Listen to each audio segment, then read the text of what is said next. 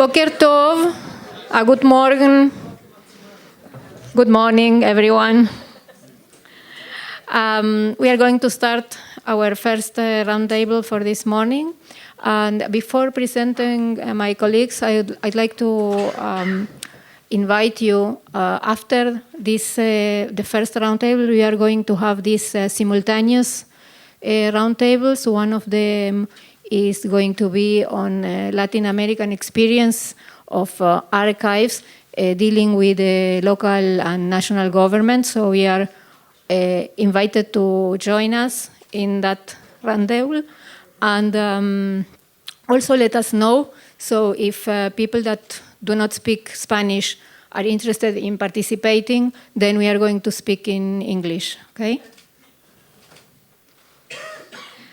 Okay, for the table that we are going to start now, the table focuses on the experience of academic libraries in catering not traditional public. In the 20th century, we saw that most libraries had constituencies that were related to the academic world, mainly researchers. And in the second part of the century, this public started diversifying, and we started catering schools, tourists, genealogical researchers, and documentalists. So we are going to hear now experiences of libraries that today are dealing with these issues, and mainly focus on what the next challenges, it came, the challenges for the future. Thank you for your patience. I'm going to present the first talk. Josh Bendit. He is an expert in developing experiences for people in museums. Josh? Morning, everybody. I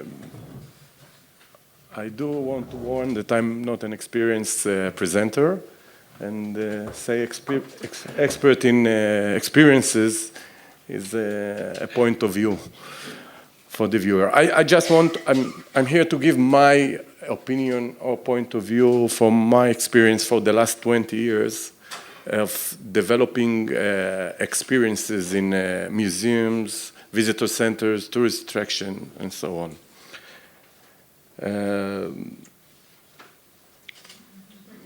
You know Al Gore, this is one of his lectures in TED, and he's keen about global warming. And why I'm showing this? Because I want to make a point. In one of his lectures, he wanted to make sure that the audience understand the severe position of the globe in terms of temperature. And he knew he will show a graph. So he had a huge screen behind him, and he used this lift on the right to go himself up, all the way up, to point out why did it. He realized that graphs are, let's admit, boring. And he wanted to make sure to create such an experience that nobody will be indifferent to that. And this is my point. It's like when I present myself, my family name is Bendit, and I always point out not a bandit, but Bendit. And I'm doing it because it's not that I don't think that people are smart enough, but I know they will remember me after. Also, you will. So, for the last 20 years, I did many projects in and out of Israel. Lately, on the last Expo 2015 in Milan, I was consulting the Foreign Office, and actually I was the manager of the Israeli pavilion, which had a huge success. I was the main consultant for the Science Museum in Beersheba, if you know it.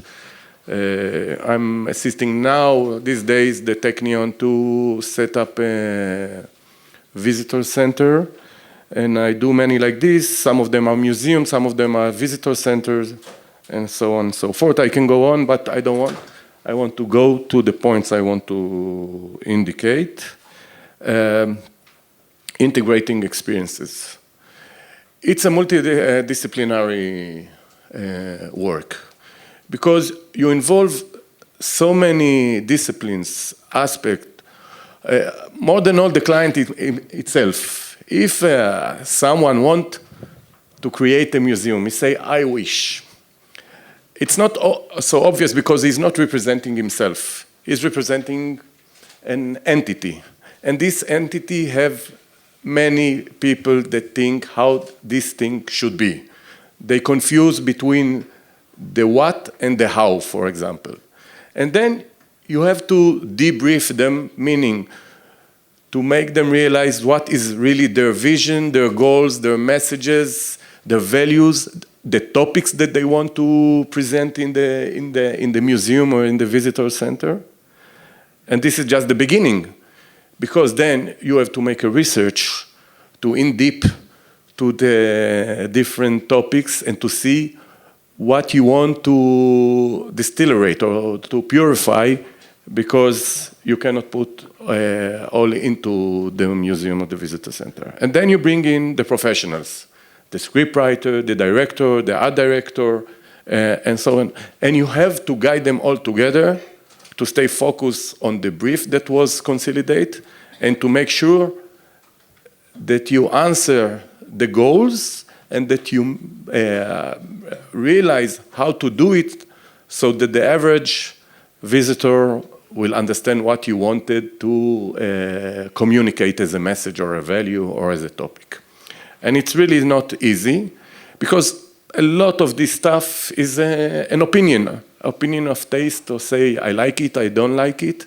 And common sense is a resource that really needed in those kind of situations. And I found myself in the last 15, 20 years that to integrate all those is something that it's not so common, and I've been blessed to be asked to lead those kind of processes. Most of, let's say, places like archaeological sites, for the average visitor, are totally abstract. Let's take, or a museum, by the way. If we take an archaeological site and we wish to bring people to see them, to see, let's say archaeological site is a science of researching our identity, our culture from the past, and we want somehow to bring it to the imagination and to the mind of the visitor. It's a total abstract because they don't have the ability, unless they went to the university, they become archaeologists, they love it, they are keen to it, or if not, it will be something that maybe if you put a nice panel with text, those who like to read will read it. Most of them, almost under a minute, will be totally apathic to them. And this is for the most of them. If the project is for professional, it's a different matter. But if you wish, because you find some site which is important, and you wish to bring people, you want to proud to show your identity or culture, then you must find ways how to communicate. Honesty, maybe it's the most important tool in those kind of projects. If you are not being honest with yourself and you're just doing something, you say, check, I did it, I put the right panel, the right data is there, maybe you pass the test, but most of the people will not understand what you wanted from them. The same is for paintings. You can look at a Van Gogh painting, and if you don't have Van Gogh himself standing beside you and explaining to you why he used the palettes of yellows and what was the idea behind it, you will be totally indifferent for it. In the beginning, you'll have enough energy, but after a few minutes, you'll start passing very fast towards the coffee shop. That is the truth. This used to be typically, artifacts and panels. Those who are more, I'm sorry for the next word, gigs, will put some more effort and energy and maybe real curiosity, I don't know. But most of the people will come home and say, we've been in the Van Gogh Museum, it was fantastic. Most of the time, most likely they use more time in the coffee, but they make a check on this. The world is changing. I'm just making an order out of it. I'm sure you all know it. People are in a hurry. They are not using any more words. Everything is images. By the way, I tried to put 0 words in my presentation for your comfort. But I'm saying, we are in a hurry. We are getting more information from all over. We are being asked to be tasked because this is the world. We can, because of the existence of the technology, we are being expected to answer immediately, to write immediately, to move immediately, and everything. So instead of a relief, we get more missions. We are getting more missions. We have less focus for such boring things like reading, for example. I'm just saying. And everything is on the move. And the thing is that when we used to look on things, we use our eyes as far as we can see. Okay, in certain age you use your glasses and everything, okay? But now we can see as far as our smartphone can allow us. And we can listen as far as the smartphone can allow us, because we have the net. So we can reach much more, and we are being triggered or stimulated to much more interested data. Means that the quality or the level of stimulation is going higher and higher. And in order to captivate the intention of those audiences, you have to come out with some outstanding ideas. I'm talking in general. In general, people are living in their smartphones. We know this, we are not aware of this, I just want to prove it. In any situation, we are using the smartphone for everything, everywhere. Maybe some of you can identify with some of the picture, with all of them, never mind. I like the one on the right that you even fall asleep with the telephone. This is it. You can admit or recognize or disregard, it doesn't matter. But this is the fact. If you don't agree with it, you will not move yourself to update and to go with it. It's a hard lemon, it's a sour lemon. The thing is, can we make a good lemonade from it? In my day-to-day dealing with experiences, this is what we are facing. This is what we are facing. So the most important in what we are doing, or me and people such as me doing, we need to make sure that we have the captive audience. This is the most important. We have to bring them to a situation where they are captive and they don't feel it.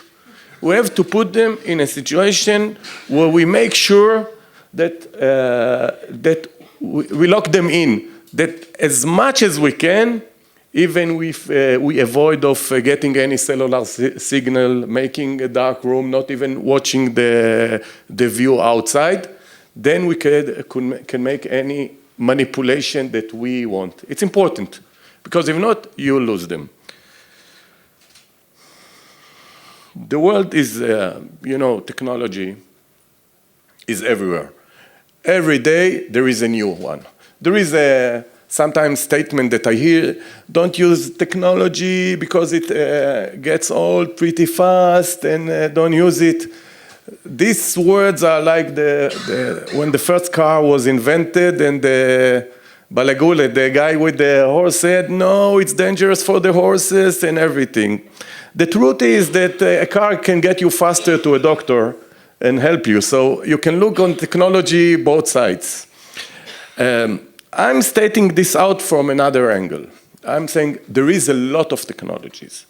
And you can use them, and we should use them when we are developing experiences. It's not if we should do this, we must do it, but the question is how we do it. Because you can compare technology to a piano. If you get another octave, you can get the longest piano and the most wonderful one, but if you don't know to compose, it doesn't help. It means it's not only about having technologies, it's about how to be smart, intelligent, use any word you want, to make this experience working for the needs that you want to achieve. This is most important. Surprise, right? For me, this is tool number one. To me, to define, the simple word, to define the quality of an experience is the next sentence. It's the difference between what you expect to what will be happen. There is in Orlando, I think it is a Harry Potter experience. There is an elevator there that, here is the deal. You push the button, your body expects to go to floor 20, let's say. You are not aware every time you go to an elevator, when you push the button, your body is ready because you expect to go up. And in that minute, if I take the elevator backwards, you are mine. Why? Because I put you in a situation where the delta is relatively big. So you say, okay, I didn't see it coming. What do you want? I'm ready to get everything. This was the moment or the second you become captivated by me. This is the moment when I can, on this, put any data which I want to put, because you are mine. This is important to remember. By the way, surprise is not the only way to manipulate people. Because also, if I put you in a very aesthetic environment or a whole surrounded experience where you don't know where to go, I will make for you a situation which you will be feeling like you are in a paradise. This is another way to do it. Or when I make you involve, or you know it as hands-on, which is very typical for, let's say, a science museum, when I make you involve in a very interesting way, you also be captivated and ready to get information which I want to give you. 5 minutes, okay. So we skip the fun. Anyway, so I'll speak briefly on the right bottom picture. It's from Palazzo Valentini. I was there 10 months ago. I really recommend that you'll go there. It's an archaeological site from the 4th or 5th century, maybe, sorry, 3rd or 4th century. What they did, it's down in the cellar of the building, of the palace, and they did something unusual.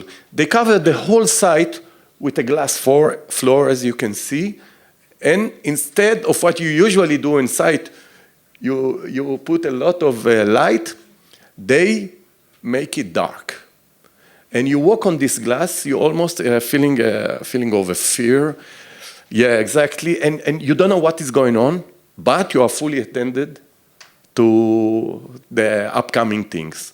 What they did, they put a series of projectors, not in order to make a Disney kind of show, but to point out the different areas in the site For example, even a simple one, like there is a stairs, so the animation make only the outline of the stairs to say maybe the emperor was walking there. There was no emperor at that time, but never mind. Or there was a mosaic floor which was only left,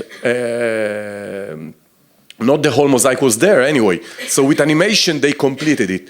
The fact that you were walking, flying all above, and I was with a group of children there, and it was in English, and it was very informative. It wasn't even a story, but all of us, even the children, was captivated and wanted to walk more and more. And this is a good example for a boring place. For the average visitor, which you didn't try to make a Disneyland out of it. You used intelligently the media or the technology, and still people wanted to consume the data about it. It's a perfect example. By the way, I'm doing this. I'm leading a team in the Herodian Museum, Herodian Quarter Museum in the Jewish Quarter, if you know it. It's a big one. And we are going to use the same. We asked the permission of the Roman, by the way. Technology, again, is everywhere. Today, the virtual reality and the augmented reality and the video mapping and the hologram and the multi-touch is all over. By the way, again, on the bottom right, there is a technology that you can put an object, a real object, on the screen. There is infrared cameras who can identify which kind of things you have put in there. And I can manipulate to put a menu around this object, never mind if I'm telling you or not.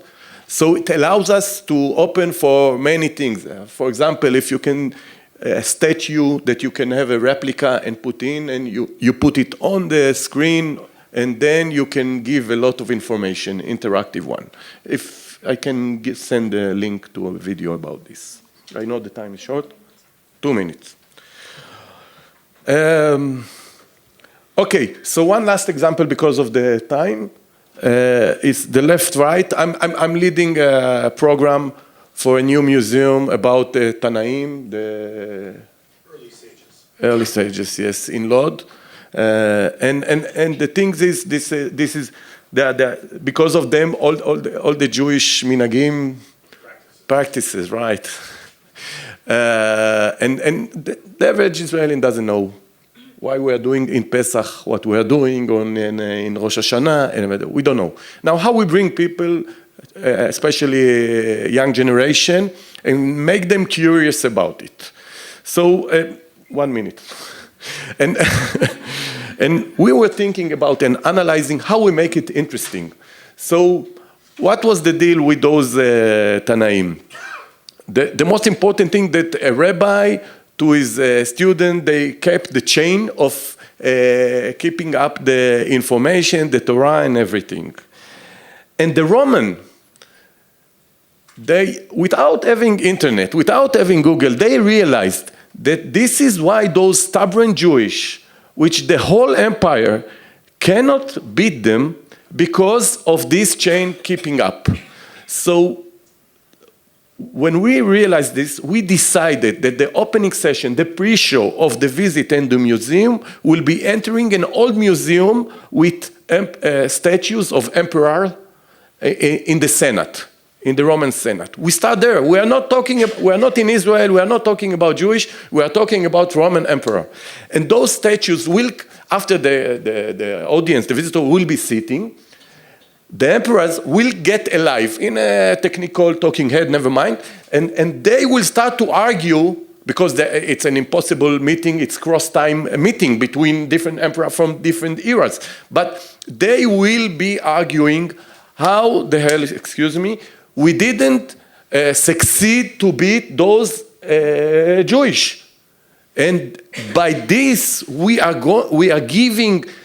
Not only was talking about the issue itself, we are showing how important what was happened to go from rabbi to his talmid to his student, by saying even the Roman was aware of that important. Why? Because they threatened that if they will catch a rabbi teaching his student, they will kill the rabbi, they will kill the the student, and not only, they will destroy the city where it happened. They were so fear of it. And this is the way, this is the angle that we are choosing to show to the young generation. So we make a feature, actually. We have a movie here. We have something dramatic that we want to share in order to do what? To stimulate. And this is my last sentence. The only object of any museum is to do one thing, to stimulate. It's not university. They don't get out with a degree. Don't expect them to do so. Just hope that they will achieve something. Some of them will be more stimulated, no problem. They will go to the Google, they will find someone. Don't worry about it. Some of them will be proud nationally because they are part of a heritage and so on. Thank you. Thank you, Josh, for the wonderful presentation. I'll go ahead and present the next speaker, Emile Schrijver. He's the General Director of the Jewish Historical Museum in Amsterdam, also the General Director of the Cultural Quarter in Amsterdam, and Professor of the History of a Jewish Book in the University of Amsterdam. He is also the curator, one of the curators of the Braginski collection in Zurich. And we are going to hear a presentation on the role changing among libraries, museums, and archives of the near and distant future. Some of these files are very heavy. Thank you, Josh, for your introduction, because we fit together very nicely. And apart from that, I think that a Jewish conference is the only conference where the best quality of a car will be defined as its capacity to get you to a doctor fast. That's very interesting. For me, it's very interesting to be here in this position because I've been a librarian for a very long time. I'm still involved with libraries and books. So I'm trying to, and I've spoken in the past on role changing, especially among archives and libraries. And I've brought the museums in there. And now suddenly I'm also running different museums. So it's, I've been trying to combine these. I realized that the slides that I'm going to present to you, first of all, they're way too many. But apart from that, some of them are very beautiful.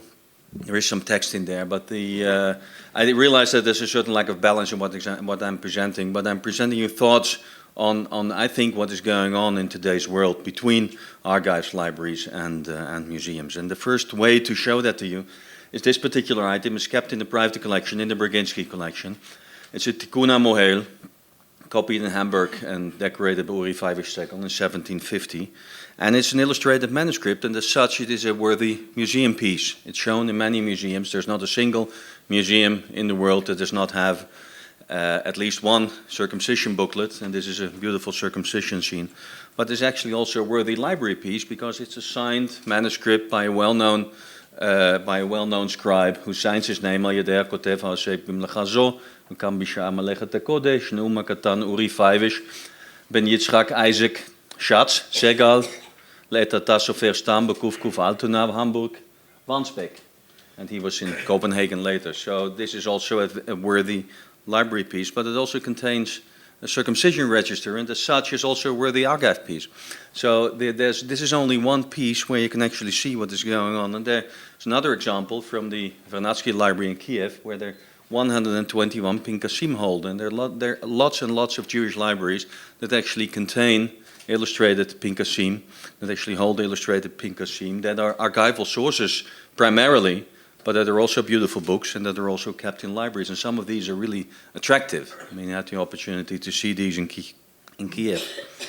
This is another one kept in the private collection. So this is another dimension of a Pinkas that is kept in the private collection. And this private collection, I'm going to show you more examples from the Braginski collection and from exhibitions that I've been doing myself, which is the easiest to speak about because you know what was behind it. We showed these books in many, many places. We were in 5 different places with the Braginski collection. We did exhibitions in Amsterdam, New York, Jerusalem here in the Israel Museum, in Zurich, where this is a picture from, and we also did it in the Jewish Museum in Berlin. This was a private owner who was keen enough to, and gentle and kind enough to show his collection to a larger audience, to invest considerably in beautiful exhibitions. And we went to major libraries, the Rosenthaljana, academic institutions and the museum in the Center for Jewish History in New York, and museums, the Israel Museum, National Museum, the Swiss National Museum, and the Jewish Museum in Berlin, where we showed archival objects, where we showed objects that are typical library objects, and where we showed them in the museum setting. And we did a website which is actually interactive. When you go to the interactive website of the Brzezinski collection, what you can do is you can click on the case, you can click on the book in the case, and you get to see the book, and you get to see the beautiful illustrated page of what is going on here. And part of that technology was also part of the exhibition itself. Here already you can see what I'm talking about. These are objects that are not necessarily only confined to one particular kind of institution.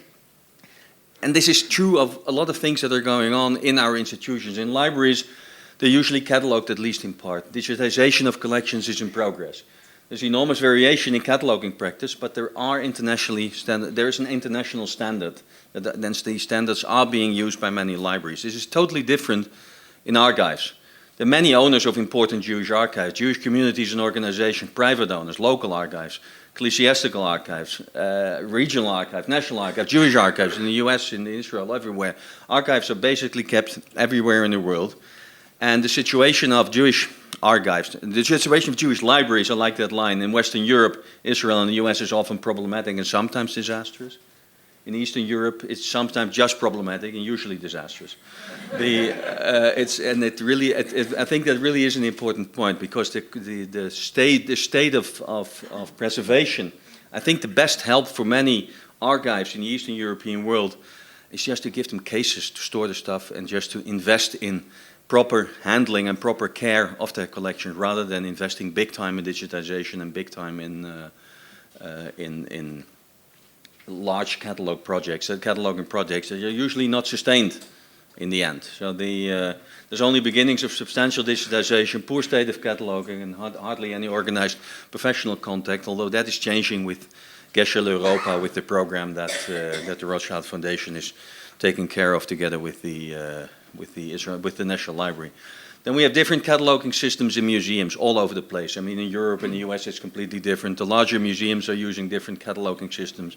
There's more variation in categories of collection materials. I mean, the museums hold a lot more materials, although some libraries have paintings as well. I mean, don't forget about it. And some libraries have objects as well. There's a stronger emphasis on collection preservation, and there's stronger international organizations such as ICOM, where at least there is a definition of best practices. There are problems when libraries and museums have archival holdings. Many have not developed standards for working with archives. I mean, that's a big deal. Libraries that have archives don't know what to do with archives. Many do not have archival expertise, not the necessary language and especially pedagogical skills. And archives, they often have low priority for library and museums. It's not the material that they tend to concentrate on. There's solutions. You can cooperate with regional, national, international archival specialists. And you can use existing standards for cataloging, registration, digitization. And if less ideal is the best possible, be practical and think about the user and the advantages of public availability. Don't be afraid of crowdsourcing, especially with archives. I mean, these are all things that are developing right now and where libraries can learn from archives. Jewish museums have archival and library holdings. Museums are often much better visible as possible institutions to donate materials. One of the things that I've noticed in my present position as a director of a museum is how easy, relatively speaking, it is to get materials and how easy it is to get funding compared to libraries and compared to archives. It's incomparable. I mean, I have a very strong development. I mean, people come to me with bags of money. That never happened to me in the library, believe me.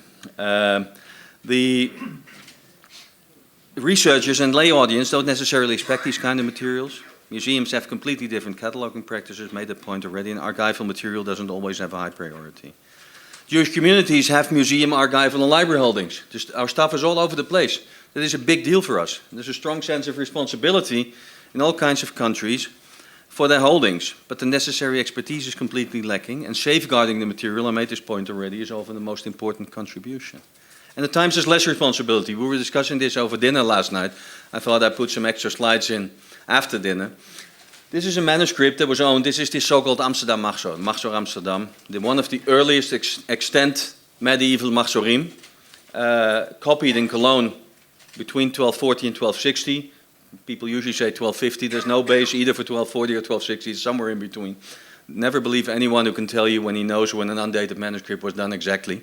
So it's between 1240 and 1260. It's a beautiful manuscript that has been in the possession of the Amsterdam Jewish community since 1679, from the top of my head, the 1670s, and now they want to sell it. It's been in the Jewish Museum in Amsterdam. We are in the process of purchasing it. We will probably manage to purchase it. I'm not going to mention the figure, but it has 6 zeros and not a 1 in front of it. So it's a very important and very expensive piece. But we don't want it to be on the market. It's been in the Jewish Museum since 1955, and it's been on permanent loan. And it was not our decision. We have a responsibility there as a museum. We're talking about the typical library object that is now being bought by a museum to prevent it to be bought by a private collector and then taking it out of the public realm, out of the public sphere. And it's in the possession of a Jewish community, and as so many Jewish communities, there is a tendency not to be very proud of one's own heritage. It's a beautiful piece. I'm just showing some images. It's an unbelievable manuscript, and it contains dozens and dozens and dozens of such decorated pages, beautiful golds, beautiful condition as well. This is the image that is most important because it has I'm also a professor of Jewish book history, I'm sorry. This has an image of a man with a human face, with a Jewish hat. And this is before the introduction of the custom to illustrate human figures with animal heads. So this is one of the we have more examples. This is a very complicated topic, the use of animal heads in medieval manuscripts. But this is probably the earliest one. If it was really done in 1250, it's the earliest one. It's before the development. So it's a very important manuscript. Who would want to sell it? Some people do. This is the Kol Nidre, beautiful. You're not supposed to say beautiful when you present slides like this, but I don't care. There are a lot of non-Jewish organizations with museum and archival and library holdings, so that this is another topic that we have to deal with. We have a lot of other organizations. It's very difficult to identify the Jewish material. The interest usually comes from research and genealogists and not necessarily from the institutions themselves. Especially in Eastern Europe, these holdings are very, very low on their priority list. This is true for archives, and the situation with books is slightly different. Today, donors and audiences expect museums to produce exhibitions. We are supposed to do, and in the past you would have 2 or 3 cases like these, and you would put in 25 brochures into one such case, and then that would be your exhibition in the library, and people would be happy. This is no longer what audiences are expecting from libraries and from archives. So the expectations of exhibitions and quality may still differ. I had a discussion with David Blomberg yesterday morning, and we were actually talking about what kind of exhibit would people expect. I was talking with James Schneider, and he said, the director of the Israel Museum, over lunch, and he said the expectations of the audience of the kind of exhibition that they will get to see here in the new National Library may well be different from what they expect to get in the Israel Museum. How do you balance that? That is a very interesting question that has to be answered here, and that Yigal Zalmona maybe can also answer, because there is a different kind of expectation, but at the same time these people go to these 2 places, and when they see all sing and dance in the Israel Museum, they don't want to see these cases here in the library, because they're going to be bored even faster than your audience. And museums are often stronger organizations in general, concentrating on outreach much more than libraries. So I think that is also an important thing to discover. And this is an exhibition that we did with the Brzezinski collection in Berlin. This is the Berlin. So I'm going to show you some images of this Brzezinski collection in Berlin. This was an exhibition of books, and books in museum terms are brown objects. Regardless of the gold and whatever, you have a bunch of brown square or rectangular objects, and you deal with them, and they're usually not 3D objects, and they're usually not very lively. You can start with the I can do it in 5 minutes. You can start with the images. You can just show them very beautifully. You can invest in showing them beautifully and give people an experience of beauty. You can show ketubot like this, and you can attract audiences. A ketubah, by the way, is another great type of object that is held in private collections, in libraries and archives and in museums. You can do Megillot on the wall. They become 3D objects. This is the conservator's nightmare, but we did it. And so you can have them on the wall. You can see that Sharon Mintz was also involved. And so this is actually one way to make them more attractive and to have a museum approach. It costs a lot of money. So what can we learn from museums? Curating exhibitions, communication, marketing, merchandising, organizing special events. These are things that museums are much better at. Sales, tours, programming exhibitions. Just balancing your programming is very important in an exhibition because you want to attract attention every time. Development, fundraising, donor events, donor administration, education, which is the most important thing. Museums have very strong education departments, the better ones, and they invest in education. That is vital.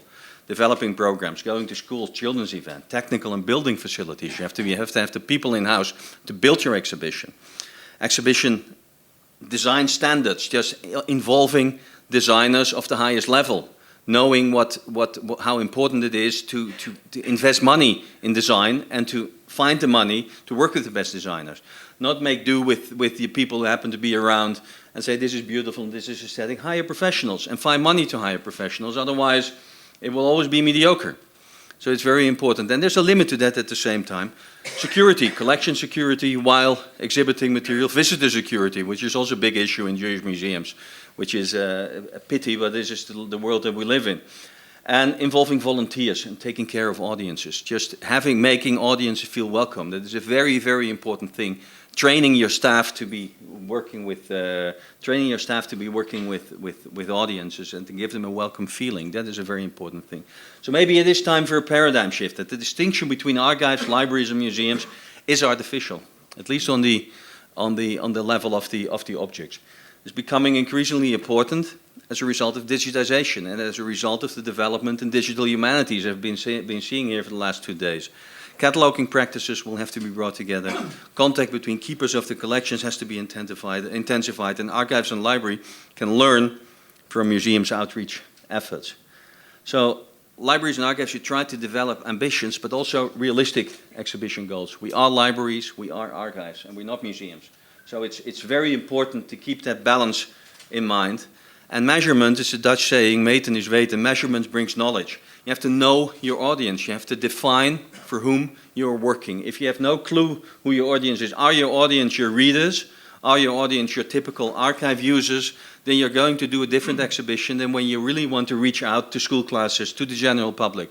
And you first have to make a proper definition of your audiences before you even start to think about exhibiting your material. And I think that is vital to understanding it. So the point I was making here, that I tried to make here, I think I did it pretty much in time. The point that I could have done it slower, I could have gone on forever, but the point I was trying to make here is that we should cooperate. I think that the larger libraries in the world, national libraries, a number of the larger university libraries are actually getting there.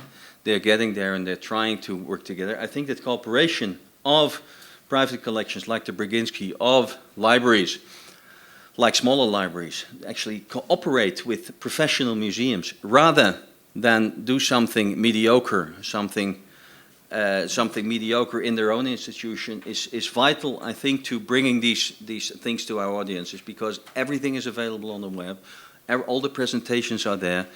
Our means of presentation are completely different today, and the expectations of your visitors have changed and will continue to change. We're in the midst of a process, and I think we've only just started, and that is why our two presentations connect so beautifully well, because we're also thinking about, we're now in the process of what material are we going to use to build a tunnel. I mean, this is not typical in a Jewish museum in Amsterdam that is housed in the 17th century synagogue. So this is the kind of development in the museum world, and I think it's vital that we keep that in mind. And there will always be people who will love to look at 25 brochures in a wooden showcase, but that's not everybody. That is my conclusion. Thank you very much.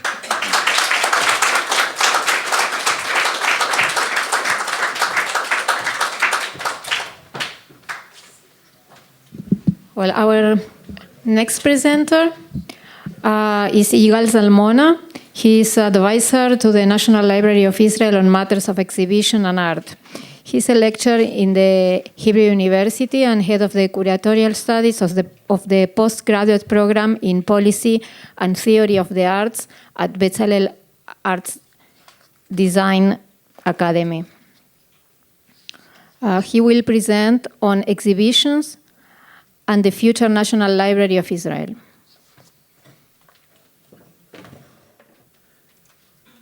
Thank you very much. I want to apologize. I'm going to read the text because some of it is theoretical and I would like to be on time. So, when I retired from the Israel Museum, I was invited to advise the National Library in Israel in matters of exhibitions and art, especially in relation to the future building. And for those of you who did not yet see it, the future building, this is a digitized rendering of the future National Library that is being erected not far from here, as you know, and designed by the star architects from Basel, Jacques Herzog and Pierre de Meuron. These are the 1,200 square meters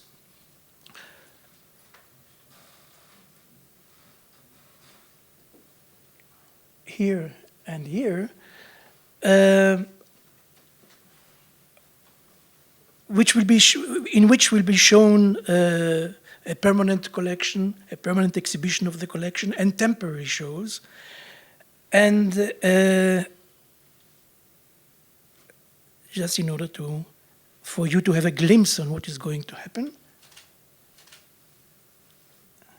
And an enormous circle formed by stone, letters, and shadow and light by Israeli artist Micha Ullman will be erected next to the library, and I will show you one or two photographs of the models of the sculpture, just in order again to, as an inspiration. All this is seemingly more than a library, and according to some purists, it might be less than a library. Is it a little bit of a museum? When I came to the library as advisor, the chairman of the board took me aside and reminded me that what we have heard today, that the library is not a museum. And this is an assertion which seems simple, but it's not very simple, and we could play with it for hours and days. In fact, this is the subject of my presentation of today. As said, it has been decided that the library will show items from the collection in a permanent exhibition. And I must say that not all libraries in the world who are in the business of exhibitions show permanent exhibitions because it's costly, it's expensive, and it's sometimes technically complicated. Our library's leadership felt that a permanent exhibition is a necessary anchor to the visitor experience of the library. The permanent exhibition is for the non-reader the immediate encounter with the library's heart, because you cannot see the library without the permanent exhibition. A privileged understanding of the institution's core collections, it is like looking at the mysteries of the ocean through the transparent walls of an aquarium. The exhibition is meant to initiate the visitor to the main story of the library, to visualize its content and vision. And we have gathered a team of experts in order to percolate thoughts in relation to some dilemmas concerning the permanent exhibition and its relation to the library. The team tried to define the specificity of the National Library compared to other cultural institutions in Jerusalem, especially museums. And the library is in fact not a museum, as our chairman asserted, and as Emile said, and rightly so, but the two, the museum and the library, are blood sisters institutions. The National Library and the National Museum emerged from the same need and from the same root. The National Library, and that's a photograph of the building in the Mount Scopus University campus from the 20s, opened in 1925, was conceived from the start, already as early as in the 19th century, as part of the future spiritual center of the Jewish people, including a museum. It was meant to have a museum in it, a university, and a science academy. In fact, in parallel with the library, the Bezalel Art Museum, or the Bezalel National Museum, was established, from which unfolded later the Israel Museum of today. Even nowadays, the library, the museum, the Knesset, the Supreme Court, and the campus of the Hebrew University, where we are now, constitute a Jerusalem acropolis of secular shrines, secular national shrines. At their birth, the library and the museum shared the same national aspiration, editing and safeguarding the textual and the visual memory of an imagined community in the process of becoming the modern Jewish nation. And there is obviously a sharing of institutional genes there. The museum and the library meet where the dividing lines become blurred. Important manuscripts are kept and presented in the museum. Art objects and photography is collected by the library. Take the Shrine of the Book, for example, the repository of the Dead Sea Scrolls. Again, a typical library item in its essence. It was designed in the late 50s as part of the Hebrew University and was supposed to be here, almost in this building where we are sitting now. It was only because of the short sight of few university dignitaries that the shrine has been moved to the campus of the Israel Museum. And presently, the architects of the new building consider the Shrine of the Book as one of the main inspiration for the new building. But my question is there an essential difference between a museum and a library? Before everything, the museum is a 100% exhibition site. It is a showing machine. We perceive it as such the moment we pass through its threshold. An exhibition in a library still surprises us. It is not something we await. You come to the library to read. A museum without exhibitions is not a museum anymore, it's a non-entity. But a library without exhibitions is even more of a library.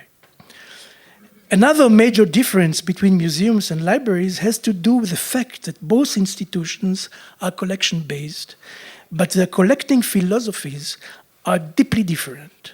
When we say that by law, the National Library should be given one copy of each book published in Israel, we also mean that at least symbolically, the library is an encompassing, inclusive, limitless archive. It is a total cultural memory. Everything written deserves to be collected and presented as a metaphor, of course.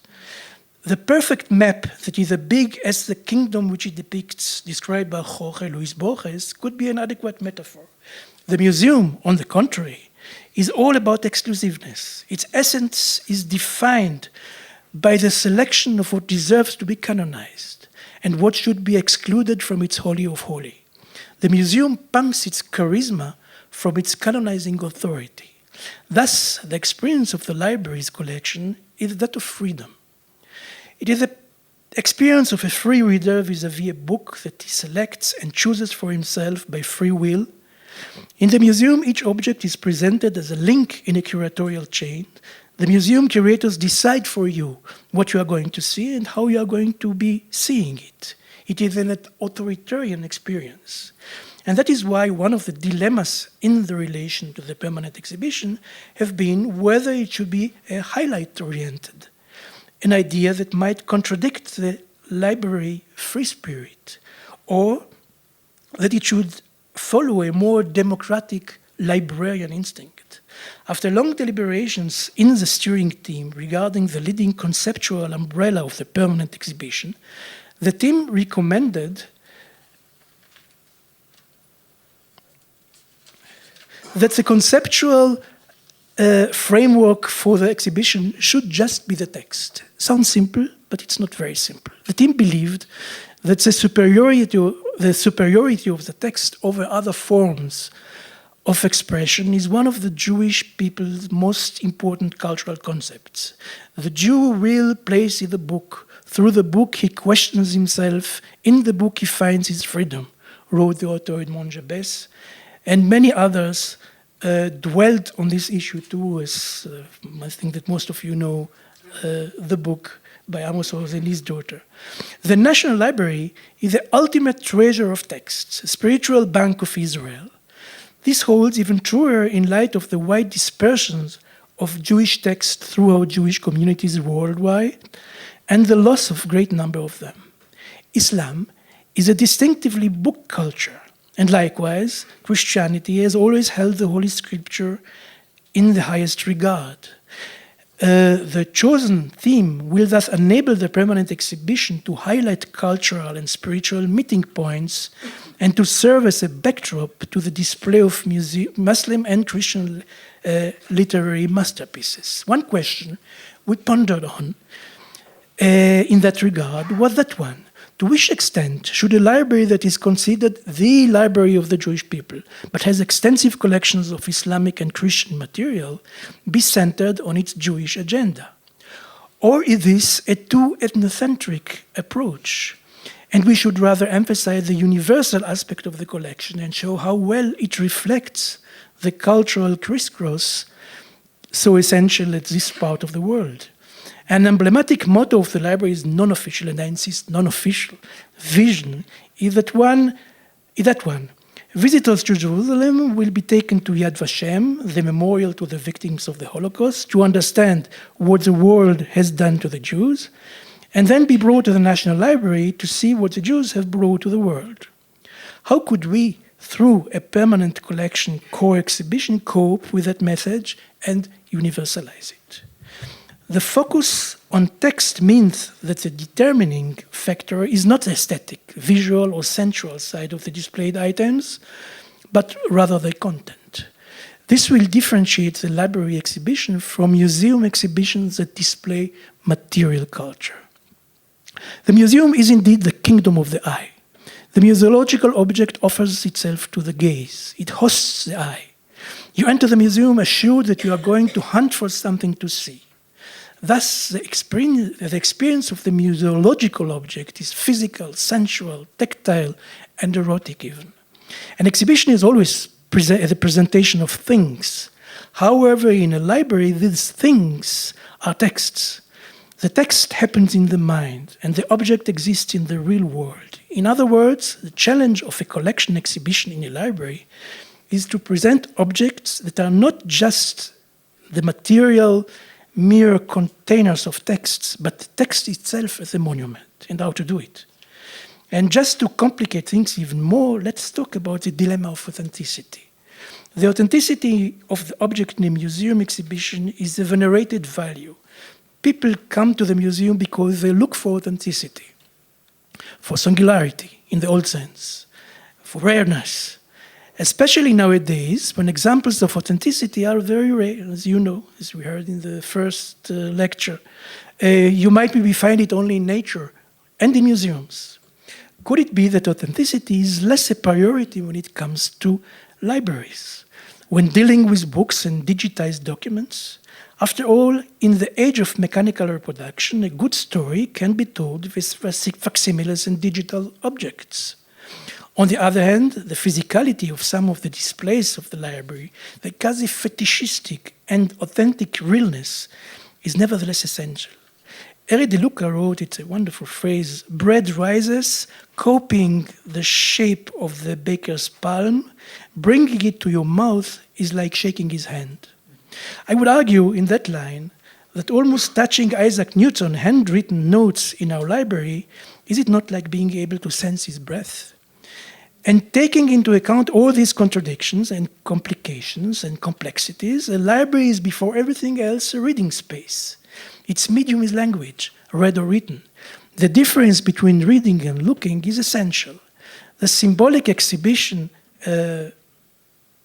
device of the museum is a pedestal. The object is placed on it, well lit. We look at it from below. Our posture is an admiring one. The classic exhibition device of the library is a table showcase, a glass cage in which the book or the paper document are imprisoned as butterflies on pins in an insect collection. The visitor bends, looks down intimately. She reads more than she looks. Maybe visitors in libraries should be invited to sit around vitrines. The object in a museum exhibition has a sense only in conditions that it relates to other objects. The creation of this chain of meaning, that's an exhibition that I curated at the Israel Museum with, of course, very different objects, but they have a connection, and it's the idea of the altar. A chain of meaning that is engendered when you look at a group of exhibits and understand with your eyes, with your body and your mind, the significance of their ordering in space. This is the essence of the curatorial craft, connecting objects, phrasing a visual sequence. And in a library, there you enter an exhibition and you encounter a sea of glass. And only can guess that stunning rare fish are swimming in those small ponds over there. You see them one by one, you read them in a linear order. The meaning of their gathering is not obvious. The library curatorial chain of association is blurred. A book, and Emile said it, a book, or better, a handwritten note picked in a writer's archive is a weak curatorial object. It calls for help, for enhancing. It needs at its aid enlarged photos, explanatory text, videos, works of art, digital interactive devices, something spectacular. Could we find a way of invigorating the library curatorial object and refill it with charisma, and preferably not with the help of artificial devices? Another dilemma. Sometimes I encounter library exhibitions that are just mediocre museum exhibitions. And why so? Because they try, in fact, to compete with museums.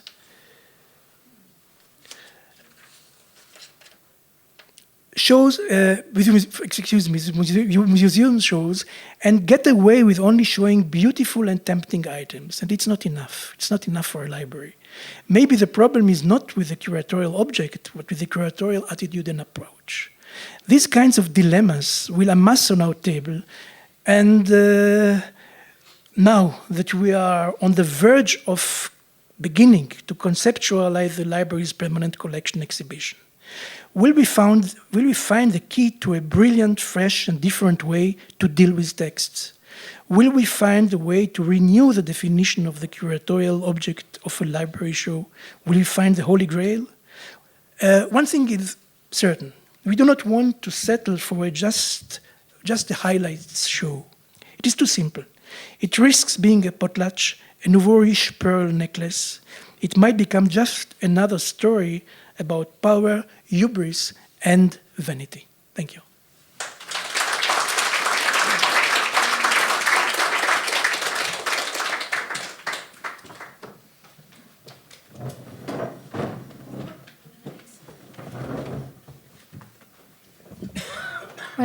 I'd like to thank the presenters.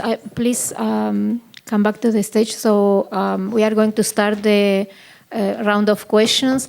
And I want to thank you for taking us away from this false dilemmatic situation between analogical technology and digital technology that it was like reverberating all the time, and taking us to more complex dilemmatic situations and to think about reference and outreach. And my question is regarding, sorry, I'm going to do the first question. My question is regarding how these approaches to exhibit are influencing our collection mission. For both of you. I think that I think it shouldn't. I mean, I think that the primary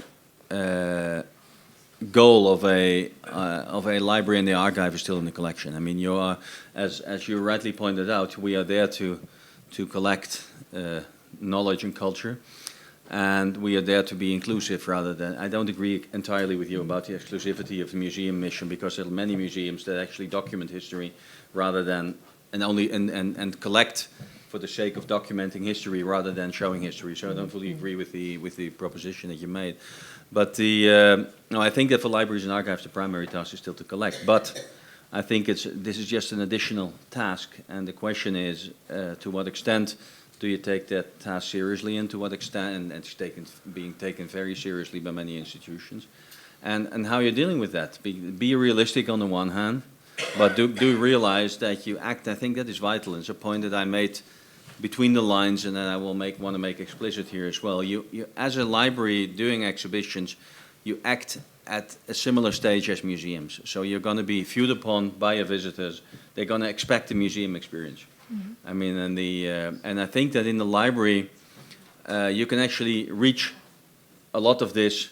I see there's no, I disagree with you on one very important aspect, which I think it's enough if astonishing people, if astonishing your visitor, if surprising your visitor is actually enough, which what I agree to, then there's no wrong in surprising visitors with beauty.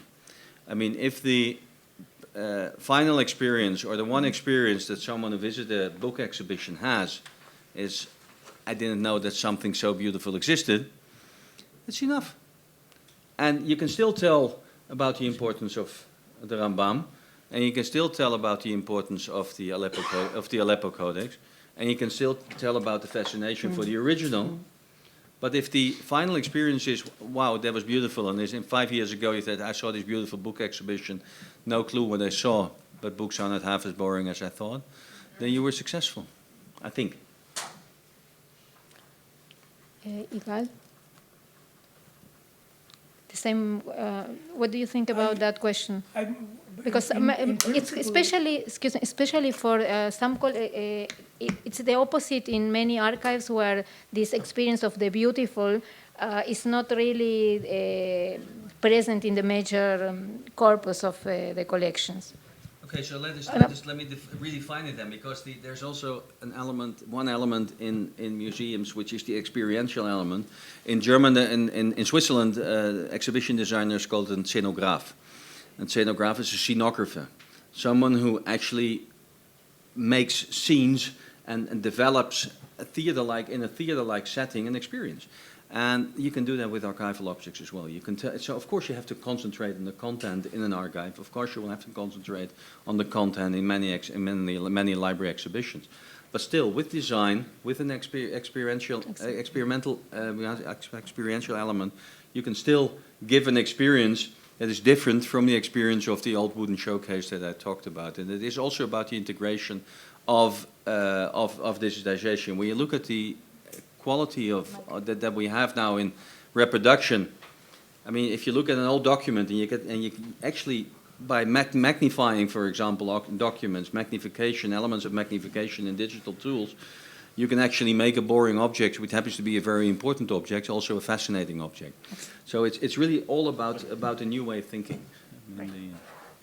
So we are going to start with you go ahead and start, and then we're going to move on. No, this was a great session, and I appreciate the way in which the intermingling of experience and exhibition and research are brought together. I'd just make an observation and then sort of ask a question of you all, which is, I mean, and no one's really wants to get into too theoretical discussion, but the fundamental assumption of your premise, of what you're saying, is this form-content distinction. And what we've been looking at is the relationship between form and content. And so you can't just have the aesthetic experience and then the research arm, and then sort of, I think what Emile's trying to get at, if I understand him correctly, is the way in which these institutions are increasingly blurring the lines between the specific distinct functions that we've had. And so we're rethinking form and content and their relationship. Michelle's presentation, for example, on footprints highlights the unique object not only in its beauty, but also in its revelatory capacity. So I think that as we rethink what a library is, what a museum is, how museums now have libraries, and how libraries now have museums, and how archives, we all are trying to understand what we can do together, what we're best at, and how these things work out. And along those lines, I think because we're talking about material versus digital forms of exhibition and research, I'm just curious to hear each of you reflect on the experience and the benefit or the limitations of web-based exhibition, which museums I think also are doing. Thank you.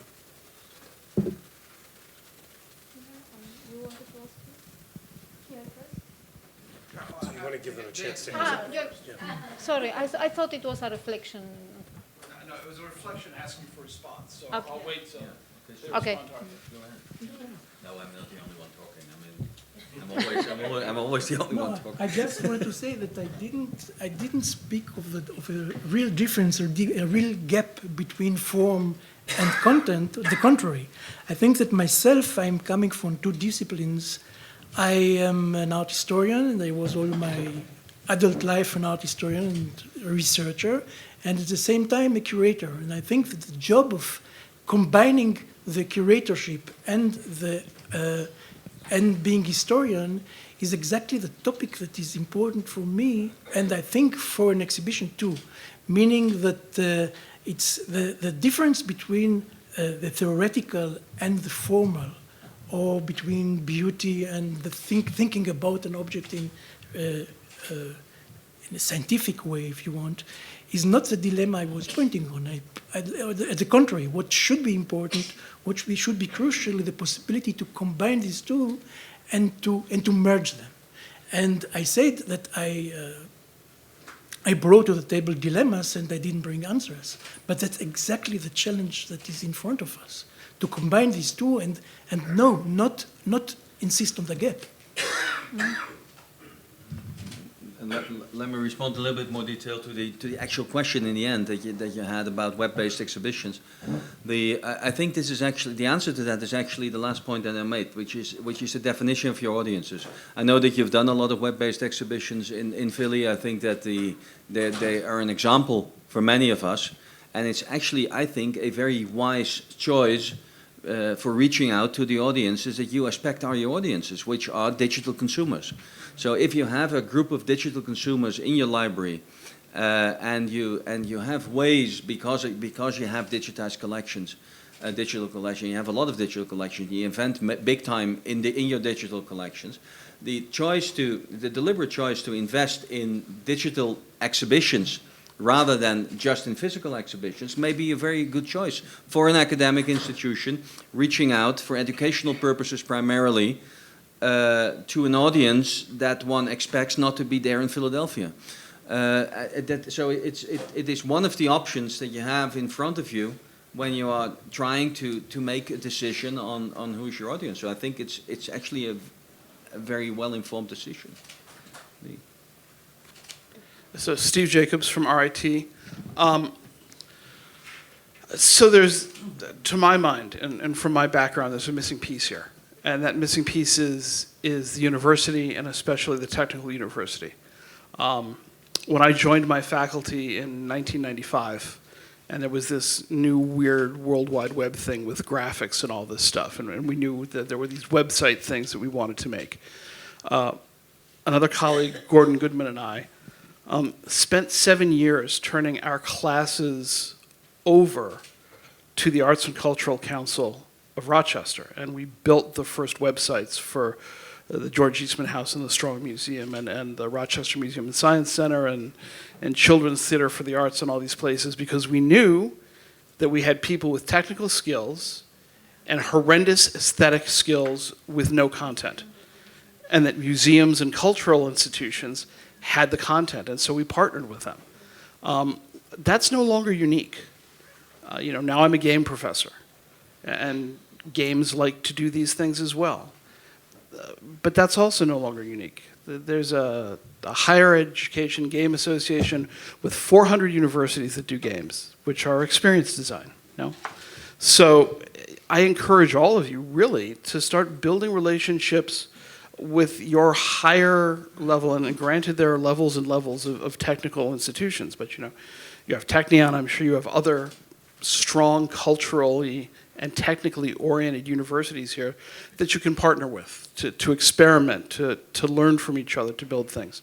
That you should not expect to partner with a university and get something as polished as you get from Josh, but as a learning experience, as an iteration, as a way to take design charrettes and get these small teams of students playing with your content to lead you down the way, to make these connections and bridge these gaps and bring your website also into your exhibit, right? So that the mobile experience, you have people who are coming in because they saw the website and people who will now spend time on the website because they saw it work in the context of the objects, right? And so you pick up this travel. And this goes for libraries as well. Yeah, make that connection. You'll get a lot of strength out of it. I think there's one, as a short response, there's one element which we should not forget, which is the element of realism. In many libraries, exhibitions are still a secondary task. And I mean, museums, we are working on the reconstruction of the Bergen-Belsen concentration camp digitally and show that in our Holocaust museum. That costs a lot of money. And it's even for a museum, if all the expertise is in a university, it still costs a lot of money to install it. So I think the real technical innovation in exhibition should take place in museums for the lack of means in libraries and archives. And I think that the libraries and archives have to follow, because you will not find a library that is willing to go and invest the 300,000 to 500,000 that we generally invest in one exhibition. So it's also a matter of investment. That is the realism aspect, and I think that hits on the technological. So you rather use what you have, like Arthur does in his digital exhibitions, and like you will do here as well, than innovating. I think innovating is really a task of a museum for financial reasons. I would like to ask specifically Josh, after we heard about all the theories, a little bit tachlis about the brown object that we have a lot in the library. How do you think we can do it, show it better? If you can give us some tips. From the top of my mind, first of all, I was thinking when you showed, I saw the letters and the fonts, and I would find ways to make some stimulation. So I would do an exhibition about different fonts in Hebrew. I was thinking I would call that fontostic, for example. So I make some. Why? Because it will capture the attention of the people, and it's a simple way to do, and I'm sure there is a lot of choreography to do with the letters in order to bring them to the words, to bring them to the books, to bring them to the libraries, for example, or to captivate them with, now you're talking about, so I was thinking, I'm working a little bit with the Paris Center for Peace, and they're doing some kind of an innovation center, and I don't know if any one of you have been there, but there is a library. There is a library in the building, in the ground floor, and we were thinking that not remove the books. The books are holding the knowledge, but they are perceived by the average person as not innovative in terms of they want to see robots or something like this. But this is it. But if you want to bridge on this, we were thinking that to add on to do this library more books, but they will be different because they will look like regular books, but the only different thing will be on the side of the book we'll put an unseen, let's say, LCD stripes, so you can see the letter starting to dance or to move or to do like this. So by this, we will stimulate them to go in and to catch the other books and look into it. Now, this is from the top of my head. So it's possible, and it's a must. You can make from libraries, if you think what people think about libraries, some of them are always mysterious or interesting.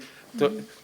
My way of thinking about libraries, that it is a place with treasures, that something happened inside, and you have to find your way. Of course, you have to develop what you want to reach, know your audience. I will take this sentence with me because it's important to do so. And I'm not, it's not disrespecting the exhibition items or not. It's on the contrary. It's, you know, to make a point, to point out to the real exhibition. There's one line that I'm using in public a lot, which I'll give it afterward. I think it's also important that you're willing, and it's not necessarily natural to a library, that you're willing to take some risk in your presentation practice, so that you are willing to do things that have not been done yet, and willing to be innovative. And not be afraid of your audience. And I use it in different circumstances, but there's a beautiful line that was published in 2010 about the museum being a safe place for unsafe ideas. And I love that line because it goes to show the responsibility for museums to be experimenting with form and with forms of presentation, and to be experimenting with content. I'm not saying that you should tear apart a book and do crazy things, but you have to be able to go beyond what people expect and not be afraid of reactions. And it's not always necessary for 100% of the audiences to be 100% happy once they leave your exhibition. It's never going to happen anyhow.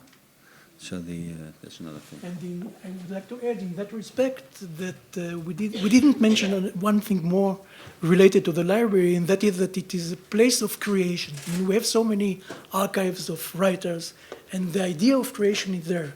So even in the exhibitions, we should use the creativity of artists, and not necessarily of digital artists, but of the possibility of inviting artists to work with the objects and to bring their creativity into the context of the library. Excuse me. I have been going to libraries and museums for 75 years, and I am always moved when looking at furniture in a museum. I don't see the underneath part of the furniture. I don't see the back of the furniture. Furniture was made in the 18th century in one way, and in the end of the 19th century, we got electricity, and things were made differently. When it comes to books and manuscripts, I would like to see more of the printing and how it is done, and to show this to the general public. I find most people don't even know how to handle a book properly, and I think this should be shown even more so.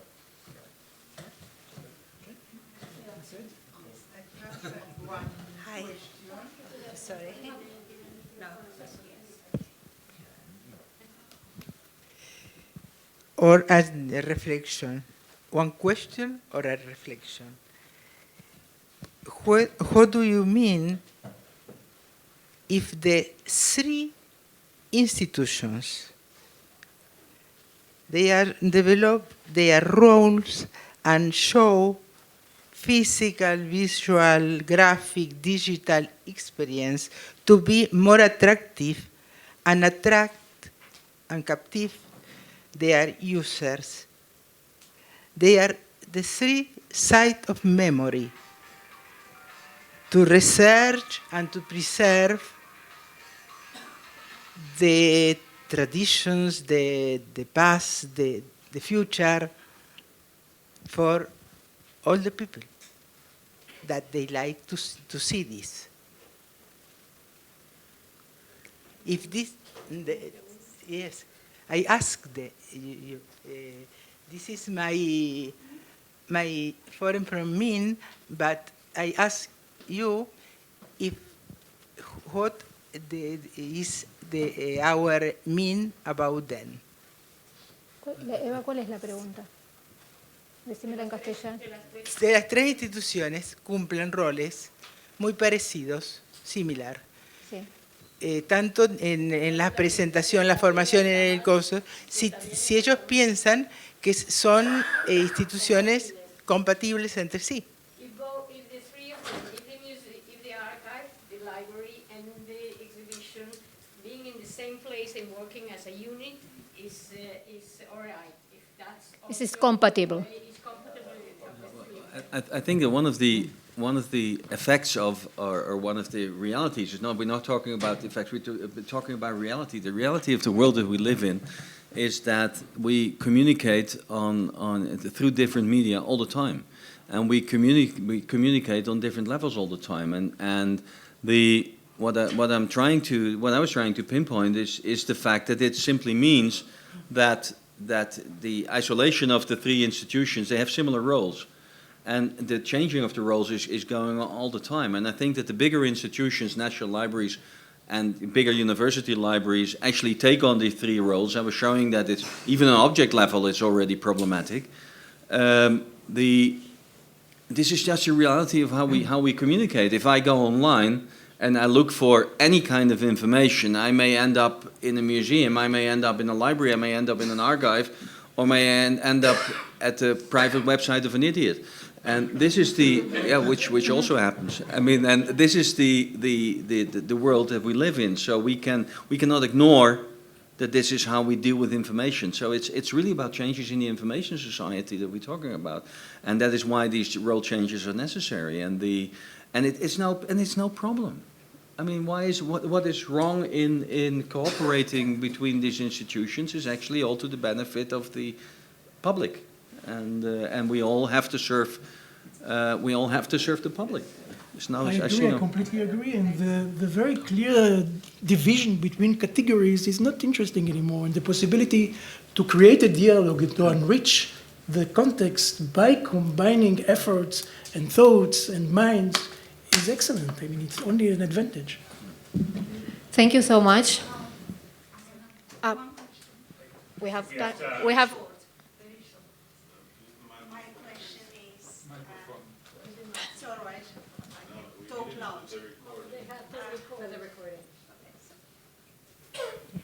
Right. My question is regarding religious sensitivities that have to be taken into account when you put up an exhibition. So have you thought about that? Halachic religious, for instance, you mentioned, Dr. Zalmona, that you are thinking about putting up exhibition that will also include Islamic objects and Christian objects, but each single religion, each single faith has some kind of sensitivity. So how would you display this sort of objects together? So I think this is one thing that has Let's go ahead with the answer, please.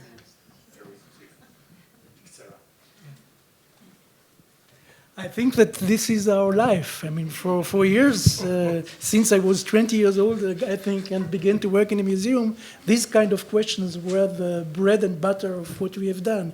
How not to insult, how to create a dialogue, how to put things together in a clever way in order not to disturb, but the contrary. Of course, we are thinking about it. I have to decide today if we are going to use a poster for a manuscript exhibition with Bereshit, where the defined name is or where will the defined name be on the poster or not in the public realm. I mean, this is the kind of thing you have to deal with all the time.